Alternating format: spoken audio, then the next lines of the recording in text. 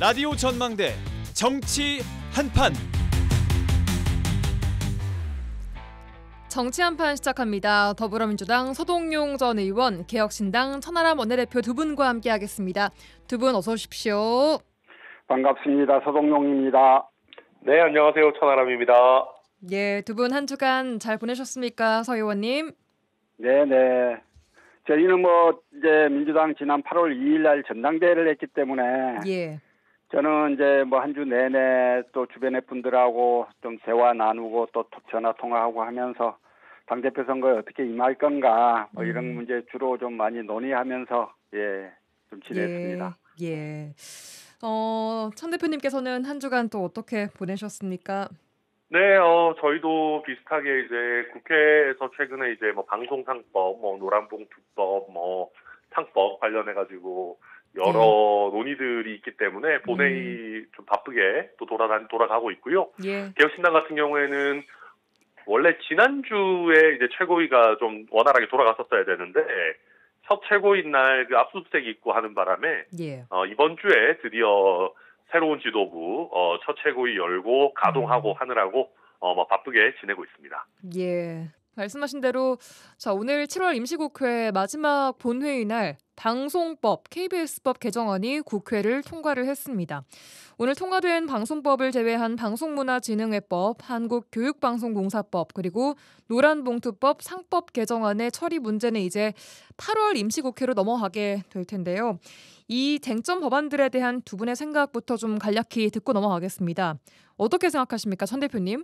예, 우선 그 방송 3법 같은 경우에 윤석열 정부에서는 일정 부분 필요성이 사실 있었습니다. 윤석열 정부에서 무리한 방송 장악 또 여러 가지 코드 인사 이런 부분들이 있었기 때문에 시민사회와 노동조합 등의 어떤 힘을 빌려가지고 정부의 인사권을 좀 견제하고 또 방송을 조금 더 장악 시도를 좀 어렵게 하자라는 니즈가 있었는데 이게 이재명 정부에 들어와가지고 하는 게 적절한지 솔직히 잘 모르겠습니다.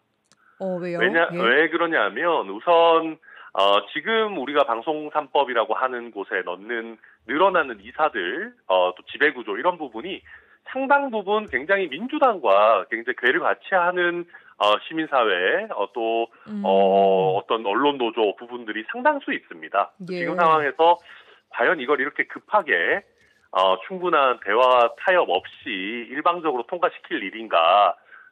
오히려 지금 KBS 사장도 갈아치우려고 하는 그런 어떤 정권 입맛 맞는 또 길들이기가 다시 한번 반복되는 건 아닌가 굉장히 우려를 가지고 있고요.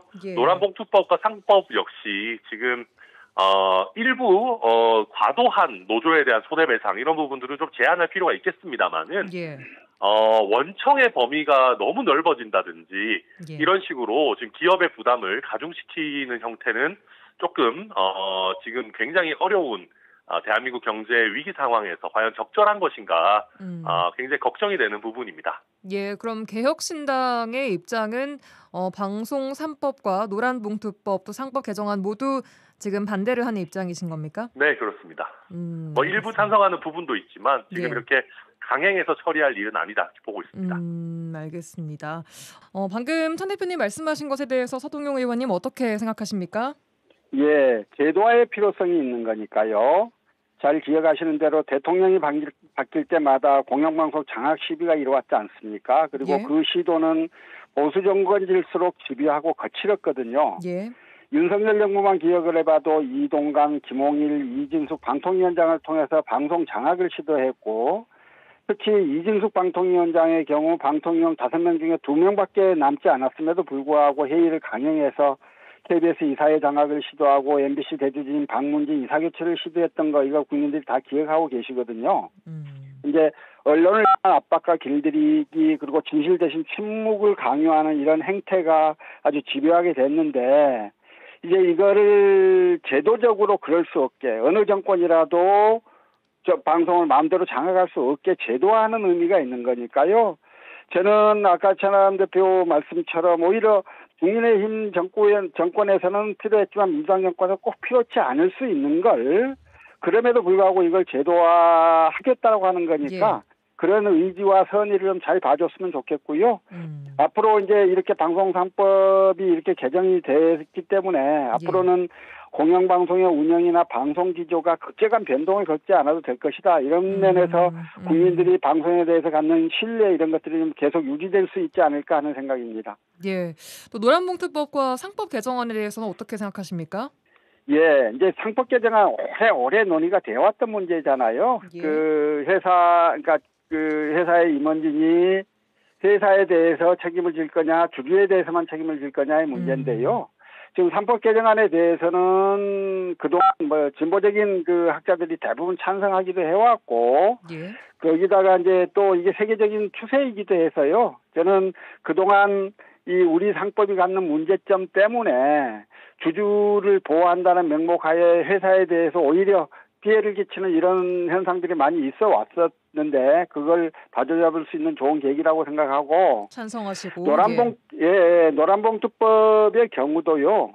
그러니까 실질적 고용주에 대해서 임금 교섭을 하고 단체 교섭을 할 수 있도록 하는 거 아니에요? 그 책임도 거기서 지라고 하는 거고. 근데 현실적으로 실질적 그 고용에 관한 결정 권한을 갖고 있는 사람 뒤로 빠지고 아무 힘도 없는 외주업체 사장이 자기가 어떻게 해줄 수 없는 것 그 가운데 끼어서 쩔쩔매면서 아무것도 못했던 점들이 많기 때문에 실질적인 고용 그 노동 조건을 결정하는 사람을 상대로 하자라고 하는 건 너무 당연한 이야기고요. 진작됐어야 되는 게 좀 이제된 건 오히려 그런 면에서 더 아쉽다 이런 말씀을 드리고 싶습니다. 알겠습니다. 자, 두 분의 생각 좀 간략하게 좀 들어봤고요. 더불어민주당 상황으로 넘어가 보겠습니다. 더불어민주당 당대표로 61.7%를 득표한 정청래 후보가 선출됐습니다. 정청래 대표가 선출될 수 있었던 요인 뭐라고 분석하십니까? 천 대표님? 네, 아무래도 더불어민주당의 많은 당원들이 좀 싸우는 당대표를 원하신 것 같습니다. 싸우는 당대표요? 네. 약간 좀 강력한, 그렇죠. 압도적인 다수 의석을 가지고 또 정권까지 손에 쥔 상황에서 야당과 강력하게 싸우는 당대표를 원했던 것 같아요. 정청래 당대표도 그거를 또 본인이 알기 때문에 본인이 왜 당선됐는지 알기 때문에 지금 첫 일성이 뭐 야당들과 싸우겠다. 그리고 뭐 사람 같아야지 상대해주고 준다. 뭐 사람 같아야 악수하겠다. 지금 그런 식으로 굉장히 호전적인 모습을 보여주고 있거든요. 그러니까 결국 그런 게 일단 정권 초에 권력이 굉장히 강할 때 그걸 망설임 없이 휘둘러야겠다라고 하는 더불어민주당 내의 기류를 보여주는 선출 결과 아닌가 그렇게 생각됩니다. 예.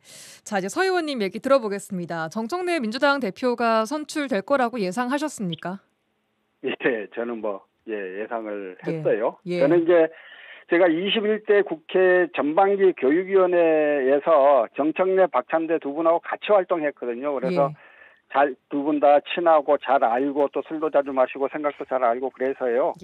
근데 이제 어쨌든 두 분 다에 대해서 저는 나름 애정은 있지만 또 전체적으로 좀 당원들의 흐름, 지금 현재 민주당을 지지하는 분들이 어떤 걸 원하는지 등과 관련해서는 아무래도 정청래 후보 쪽이 조금 더 많은 지지를 받을 수밖에 없는 구도다라는 생각은 하고 있었습니다. 실제로 뭐 당원들이 싸우는 당대표를 원했다라는 천 대표님의 말씀에 공감하십니까?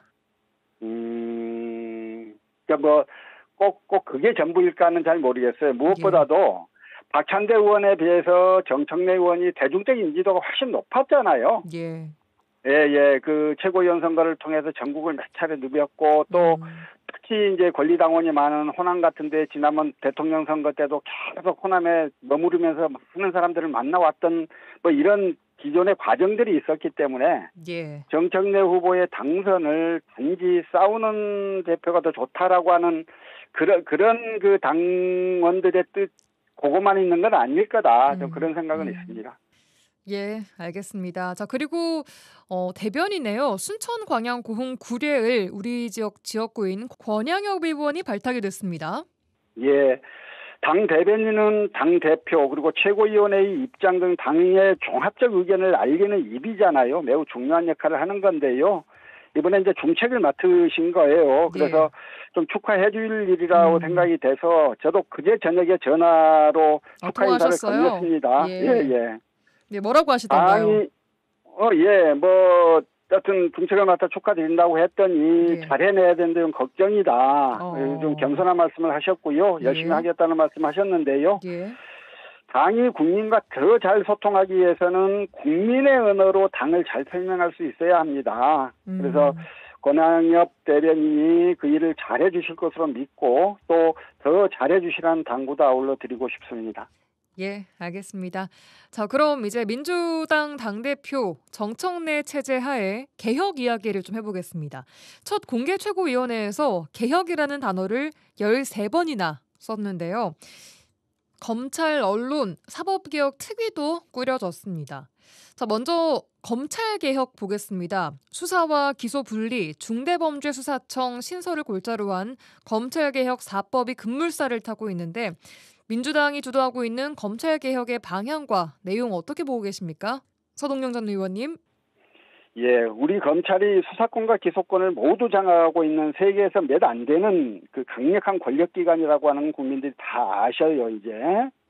그리고 이런 집중된 권한을 이용해서 그동안 검찰권을 남용하고 선택적 수사, 봐주기 수사를 해왔던 사실 역시 국민들께서 잘 기억하고 계시는데요. 근데 이런 이제 수사 권력의 편중이 정치적 사건에만 영향을 미치는 게 아니라 일반 서민과 관련된 사건에도 나타나는 거거든요. 우리가 주변에 뭔 일이 생기면 다 검찰 출신 정관 변호사를 찾아요. 그건 그 사람이 그 수사검사와의 사적 인맥을 이용해서 사건을 무마해 줄 것으로 기대하기 때문이거든요. 이런 현상이 나타나는 건 검사의 도덕성 문제가 아니라 수사권과 기소권이 검찰에 집중돼서 오는 부작용이라고 봐야 되는 거거든요. 그래서 그 수사권과 기소권을 분리를 하는 것, 이건 반드시 필요하고 이건 어쩔 수 없는 시대적 흐름으로 저는 이렇게 가고 있는 거다. 국민들도 이 부분에 대해서 수용할 준비는 충분히 되어 있다라고 저는 생각을 하는데요. 다만 이렇게 이제 수사권과 기소권을 분리해내는 과정에서 가장 관심을 가지고 봐야 되는 건 국가의 범죄 수사 역량이 저하돼서는 안 되는 거예요. 그게 무슨 말씀이실까요? 검찰의 수사권을 빼앗아서 검찰청을 기소청으로 바꾸고 중대범죄수사처의 역량을 더 늘리고 경찰청 국가수사본부의 역량을 강화하고 이거 다 필요한 일이고 좋은데 이 모든 게 국가 수사 역량의 증진이라고 하는 종합적 목표와 플랜 속에서 진행돼야 하는 거지. 자칫 검찰의 수사권 박탈이라고 하는 목표에만 너무 집중하느라 국가의 수사 역량이 저하되는 걸 방치한다거나 그걸 놓치면 안 되는 거다. 그래서 지금 검찰개혁 4법 등과 관련해서 나타나고 있는 각각의 과제들은 개별적이고 분산된 과제가 아니라 종합적인 그림을 그려놓고 하나하나 차분히 진행해야 되는 과제들이다. 예, 지금 진행 상황이 조금 급하다라고 보고 계신 겁니까? 뭐 바쁘니까 시간은 땡길 수 있는데요. 저는 개별의 목표, 개별의 과제들에 너무 이렇게 분산되어 있어서 지금 이렇게 종합적인 그림들 하에서 움직이는 것가에 대해서는 조금 의문을 갖는 국민들이 계시다는 말씀을 드리고 싶어요. 알겠습니다. 천 대표님, 검찰개혁 4법 어떻게 보고 계십니까? 너무 급하죠. 국가의 수사 체계를 바꾸는 일인데 지난번에 문재인 정부의 검찰개혁이라고 하는 것도 결국 수사권을 뭐 이렇게 억지로 쪼개고 하느라고 굉장히 이상한 시스템을 만들어놨습니다. 그러니까 이게 문제가 너무 많아서 짧게 말씀드리기 굉장히 어려운데 지금은 경찰 수사 단계에서 수사가 제대로 안 되면 그걸 바로잡는 게 굉장히 이미 어려워져 있습니다. 그리고 대형 로펌에서 예전에는 검찰 출신 변호사들이 몸값이 높았는데요. 요즘은 검찰 출신들보다도 경찰 출신 변호사들의 몸값이 아주 높습니다. 왜 그런 거죠? 왜냐하면 이제는 수사에 대한 권한을 경찰이 상당 부분 많이 가져갔기 때문에 그렇습니다. 그런데 문제는 과거에 경찰과 검찰이 각각의 수사권을 가지고 있을 때는 정치인이나 재벌이나 이런 사람들은 뭐 경찰도 수사하고 검찰도 수사하고 하니까 뭐 싫었던 건 있겠죠. 근데 사실 억울한 국민들 입장에서는 경찰 수사가 조금 부진하다, 미진하다라고 했을 때 검찰에 대해서 보강 수사를 요청하거나 이 신청하는 길이 열려 있었거든요. 근데 지금 그거를 또 더 복잡하게 쪼개가지고 뭐는 경찰 또 뭐는 중수청 뭐는 공수처 다 이렇게 네, 된다라고 하면 제가 장담하는데요. 이렇게 쪼개면은 아마 일반 국민들 변호사 비용이 훨씬 높아질 겁니다.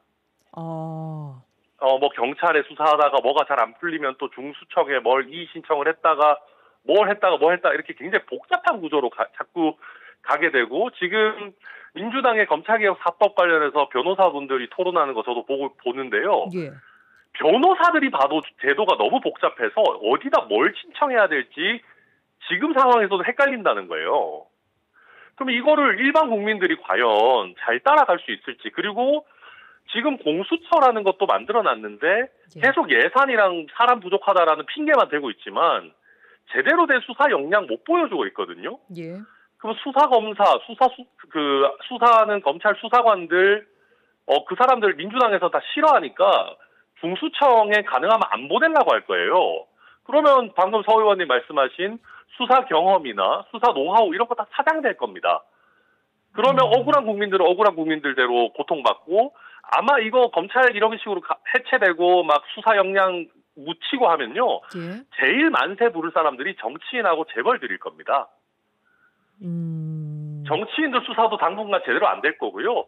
복잡한 재벌 관련 수사도 잘 안 될 거예요. 그러면 국민은 오히려 좀 피해를 보고 더 어려워질 거라고 우려하시는 겁니까? 그렇죠. 왜냐하면 지금 국가수사본부 만들면은 특수수사 경찰도 다 할 수 있다라고 얘기했지만 예. 지금 경찰에서 대규모 재벌 수사나 뭐 정치인에 대한 어떤 제대로 된 수사나 이런 거 잘 안 이루어집니다. 왜냐하면 경찰은 지역사회랑 아무래도 조금 더 밀접되어 있고 예. 검사들처럼 신문 보장이 아주 투철하게 돼 있지 않아요. 예. 그러니까 대기업이나 그 권력자인 정치인들 건드리는 거를 경찰들은 잘 안 하려고 해요. 뭐 이 상황 속에서 검찰을 해체시켜버리겠다? 재벌하고 정치인들은 뭐 논하는 거죠. 저는 정치하는 사람으로서 또 제 직업이 변호사니까 예. 법률 비용이 높아진다는 면에서는 좋을 수도 있는데 어허. 국민에게는 이거를 이런 식으로 너무 급하게 마구잡이로 바꾸는 거는 결코 좋은 일이 아닙니다. 예. 그래서 심플하면서도 효율적인 시스템을 잘 고민해서 짜야 됩니다. 예, 알겠습니다. 검찰개혁 4법 이야기를 좀 해봤고요. 사법개혁 관련해서도 국회가 위헌정당 해산을 청구할 수 있도록 헌법재판소법을 개정하겠다라고 했습니다. 어떻게 보고 계십니까, 서 의원님? 예, 먼저 이제 국회가 위헌정당 해산 청구권을 갖겠다라고 하는 건 위헌정당 해산 제도는 정당의 활동과 목적이 민주적 기본 질서에 위배될 때 정부가 강제로 해산시킬 수 있도록 하는 제도거든요. 예. 원래 정당이 제대로 못하면 국민이 선택하고 심판하셔야 되는 거잖아요. 예. 근데 국민의 심판에 맡겨두지 않고 이걸 국가 권력이 나와서 강제로 정당을 해산시키는 것이기 때문에 이 굉장히 좀 위험할 수 있는 제도예요. 그래서 이건 늘 좀 비상하고 예외적인 조치다라고 하는 점을 분명히 인식해야 해요. 네, 그래서 그렇기 때문에 이 위헌정당 해산 심판 제도를 너무 좀 광범위하게 인정을 하게 되면 남용의 위험도 있고요. 남용의 위험이요. 예. 예. 그다음에 독재 권력의 탄생을 막을 수 없게 되는 문제도 있습니다. 그래서 위헌정당 해산은 불가피한 거라고 하더라도 극히 조심스럽게 그리고 최소한도로 운영돼야 하는 제도인데 정부의 정당 해산 심판 청구권을 국회로 가져오는 것도 아니고 정부와 국회 모두 청구권을 갖도록 범위를 확대하는 것. 이거는 헌법이 정하는 정당 전체의 본질을 훼손할 가능성이 크다. 그래서 저는 신중하게 이 문제는 좀 접근해야 할 필요가 있겠다. 그렇게 생각을 합니다. 예. 천 대표님 어떻게 보십니까? 네. 국회가 정당 해산을 한다. 말은 좋지만 예. 다수당이 소수당 해산을 신청할 수 있다는 얘기잖아요. 국회가 한다는 얘기는. 이건 약간 말이 안 되는 거죠. 그래서 아니 아무리 다수당이라도 자기들이 과반 의석 있다고 소수당 정당 해산을 신청해 하면 됩니까? 이상한 일이라서 이게 이제 우리나라가 분단 국가고 뭐 그러다 보니까 특수성이 있어가지고 정당 해산 절차를 두고 있는데 대부분의 나라에서 이런 절차가 없어요. 서 의원님 잘 말씀해 주셨는데 정당이 뭐 위헌적인 활동을 하면 국민에 의해서 심판을 받는 게 일반적인 거기 때문에 예. 해산을 인위적으로 시키는 나라 자체가 많지 않은데 이거를 뭐 국회에서 해서 다수당이 소수당 해체시키자라고 할 수 있게 하자. 말이 안 되는 얘기라서 저는 이거는 뭐 거론의 가치가 없다고 그렇게 봅니다. 네. 민주당 정청래 새 대표의 강력한 개헌에 대한 두 분의 입장 좀 들어봤습니다. 앞으로도 개혁에 좀 힘을 계속 쏟을 것으로 보이는데 그렇다면 과연 협치 부분에선 정청래 대표가 어떤 부분에서 어떻게 해나갈 수 있을까요? 서동용 의원님. 예, 저는 이제 좀 필요성 이야기를 좀 드리고 싶은데요. 예. 이제 강력한 개혁, 이게 정청래의 색깔이고 그렇죠. 당대표가 된 1등 수훈갑인 건 분명해 보이지 않습니까? 그런데 개혁 일본도로 당을 운영하면 이재명 대통령에게 부담이 될 가능성이 큽니다. 대통령의 행보랑 좀 다르니까요, 이게. 예. 아니요, 아닙니까? 대통령은 국정에서 성과를 내야 되는 자리잖아요. 그런데 국회에서 여당이 사사건건 야당하고 부딪히고 싸우고 있으면 대통령의 국정 성과가 가려지기가 쉬운 거거든요. 그래서 이제 정청래 대표는 싸움은 내가 할 테니 공은 대통령이 가지시라 이렇게 말을 하기는 하지만 개혁을 위해 필요한 노력을 하되 국정의 안정성을 해치고 대통령의 국정 성과를 가릴 정도로 싸움에만 매진하는 거는 상갈 필요가 있다는 생각이에요. 그래서 협치라는 말에 대해서 알레르기 반응을 보이고 뭐 이렇게 하는 것도 물론 그 자체도 좀 문제 제기를 할 필요가 있는데 무엇보다도 지금 민주당이 낸 대통령, 이재명 대통령의 성공적 국정 운영에 도움이 되는 방향으로 가야 되는 거지. 그걸 가리는 방향으로 가서는 안 된다. 그런 의미에서 보자면 필요한 개혁은 개혁대로 하되 야당과의 협치를 적극적으로 위해서 노력하고 또 협력하는 이러한 모습들을 통해서 대통령이 돋보이도록 하는 게 여당 대표의 자세이고 태도다. 그런 말씀을 좀 드리고 싶습니다. 지금 상황으로는 지금 국민의힘과 협치할 생각이 거의 없어 보이는 것 아닙니까? 뭐 손도 안 잡겠다고 그러니까요. 뭐. 예. 네. 자, 천 대표님 어떻게 보십니까? 정청래 대표의 협치. 뭐 지금으로서는 안 할 것 같고요. 안 하는 게 또 본인 인기에 더 유리하다라고 이미 파악을 마치신 것 같고 결국 이런 면에서는 이재명 대통령의 역할이 중요한 거죠. 지금 자꾸 보면 대통령은 통합을 이야기하시는데 결국 당에서는 또 굉장히 강경한 목소리들 나오고 빨리빨리 뭐 일방통행식으로 개혁이라는 말이 오염되고 있거든요. 이게 무슨 뭐 일방 처리를 뭐든 다 개혁으로 포장해가지고 밀어붙이기를 하면 그게 개혁인 것처럼 얘기하는데 그게 아니지 않습니까? 그래서 결국 이재명 대통령이 얼마나 정청래 대표를 좀 잘 설득해 가면서 야당과 좀 충분한 대화와 타협을 하도록 끌어낼 수 있을 것이냐. 정청래 대표 자발적으로는 뭐 협치를 그렇게 할 것 같아 보이지는 않습니다. 알겠습니다. 자, 마지막으로 짧게 국민의힘 상황도 짚어보겠습니다. 국민의힘 상황 앞으로 지금 어떤 길로 가고 있다고 봐야 합니까? 예비 경선 이제 7일에 치러지는데 어느 쪽으로 어떻게 기울어져서 어떻게 나아갈 거라고 보십니까? 서동용 의원님. 잘 예측은 안 되는데요. 저는 일단 이제 지금 살 길, 국민의힘 전체가 살 길보다는 죽을 길을 선택해 가는 게 아닌가라는 생각이 있고요. 지금 뭐 찬탄판이 반탄판이 하는 이야기들, 이제 그 중에서는 물론 김문수 대통령 후보가 대통령 선거에서 42%를 득표했던 그 저력을 가지고 될 가능성이 높아 보이긴 한데, 이제 이런 과정에 전환길 한국사 강사 이야기로 나오고요. 국민 다수의 지지와 국민 다수의 신뢰를 받는 당이 아니라 정말 강성, 극성, 일부 지지자들만을 향해서 가는 이런 당으로 자꾸 변해가는 것 같아서 이건 뭐 저는 민주당 소속이긴 합니다만 서로 이제 민주당과 국정 파트너일 수 있는 정당이 이렇게 자꾸 흘러가는 모습이 저는 안타깝다라는 생각이고요. 지금도 이제 10%대 지지인데 지금 이 상태로 더 가면 그 지지도는 더 빠질 거예요. 뭐 이게 뭔가 지지도를 좀 회복해서 정당으로서의 건강한 활동력들을 회복하겠다는 마음이 있긴 한 건지 좀 의문스럽고 그렇습니다. 천 대표님은 어떻게 바라보고 계십니까? 네, 저도 그냥 죽는 길로 가고 있다고 보고요. 아마 이제 비슷합니다. 양당의 강성 지지층이 비슷한데 근데 이제 국민의힘 같은 경우는 더 심각하죠. 아무래도 계속해서 지고 있는 정당이니까. 근데 이제 지니까 오히려 국민의힘 당원들이 별로 희망을 찾지 않고요. 그냥 사이다를 당장 찾는 것 같습니다. 사이다요? 예, 힘들더라도 사실은 오아시스에 마실 물을 파야 되잖아요. 예. 그런데 마실 물을 파는 노력은 하기가 약간 그렇고 그냥 당장 사이다 같은 얘기, 김문수 후보나 뭐 이런 사람들이 하는 우리는 아무 잘못 없다, 탄핵이 잘못됐다, 뭐 이재명 독재를 막아내자 이런 얘기 하는 분들 당장 시원한 얘기 해주는 쪽으로 강성으로 자꾸 가는 것 같아요. 근데 그렇게 가다 보면은 이제 당장은 목이 좀 시원할지 몰라도 결국 더 큰 갈증을 느끼게 되는 거 아니겠습니까? 그래서 지금 국민의힘도 전반적으로 굉장히 어려운 길로, 암흑의 길로 접어들고 있다 평가합니다.